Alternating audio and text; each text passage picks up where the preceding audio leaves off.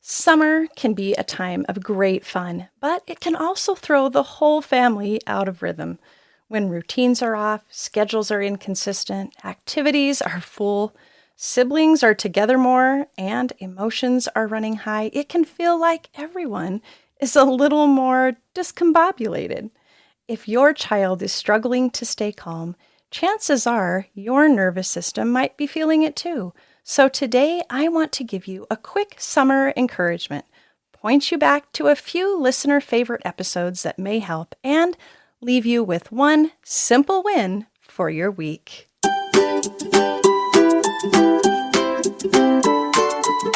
Ever feel like one meltdown turns your day upside down?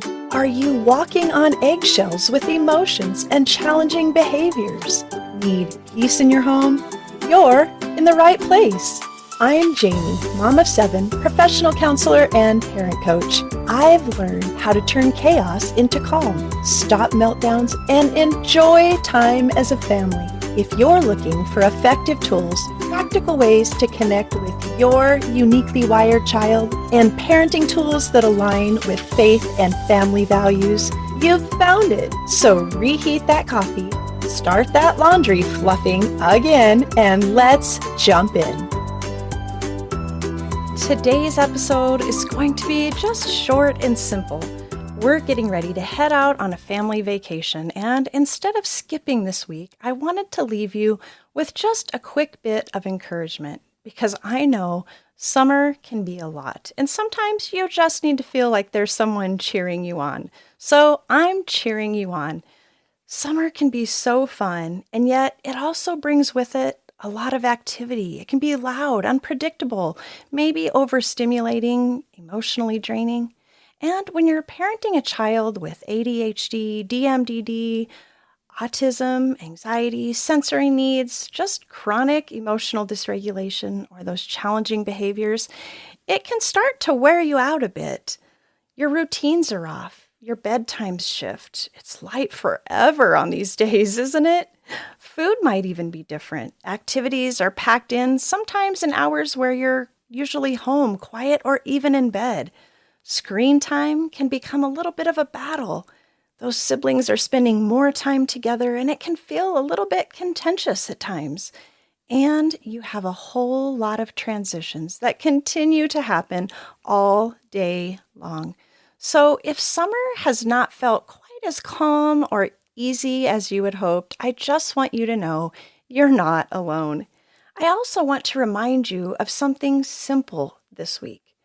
When your child is dysregulated, your nervous system is involved too.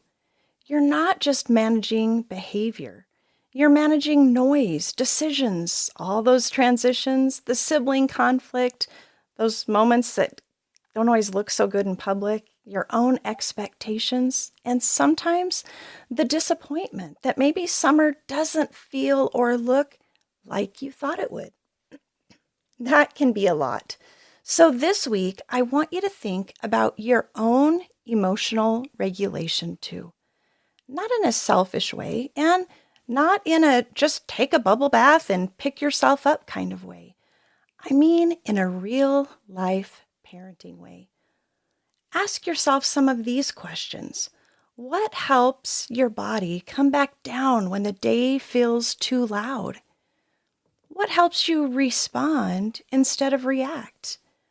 What helps you pause before you break into that really good lecture or the yelling or the shutdown?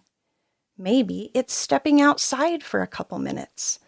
Maybe it's just drinking a glass of cold water before you hastily answer. Maybe it's lowering your voice on purpose. Maybe it's putting on some calming music in the kitchen, just as a little bit of pleasant background noise. Maybe it's taking a short walk. It might even be telling your child, I need 1 minute and then I can help. Maybe it's choosing one small rhythm to bring back into your day, like your quiet time first thing in the morning or right after lunch. Maybe a simple calming bedtime routine or a morning checklist with just maybe the three most important things for that day instead of an overwhelming 10. You don't have to fix the whole summer, but you can take one small step toward calm. Our family's been doing that this summer. We've really been intentional about having some predictable things, some expectations on our day. Small, because sometimes those expectations can be real triggers. But we've tried to start each day with breakfast, and as soon as breakfast is done, we do our quiet times all together in the living room for 15-20 minutes, sometimes a little longer. And then we kind of just share with each other some things that came to mind. Then we do a 20-minute task for the day. And our 20-minute task for the day is something that might need done in our home. We don't really like to necessarily approach them as chores, but what is our 20-minute task? Something that you see that needs to be done.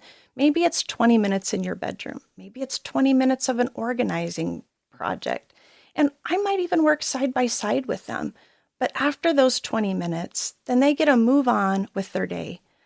It's really helped us because it gives us a logical starting place and a very clear ending point. And sometimes that's what these kiddos really need, especially if those demands cause a lot of anxiety.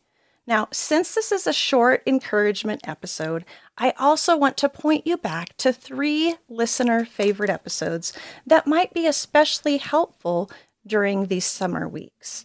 If you're feeling a bit overwhelmed by all the big emotions in your house right now, well, I want to direct you to episode 39 about effective strategies parents need to calm emotional dysregulation. It's one of our strongest listener favorites, and it's a great one to revisit when summer is feeling loud, messy, and emotionally full. You might be struggling with meltdowns, anxiety, ADHD, DMDD, and wondering why your child seems to fall apart over things that seem so small to everyone else. I get it.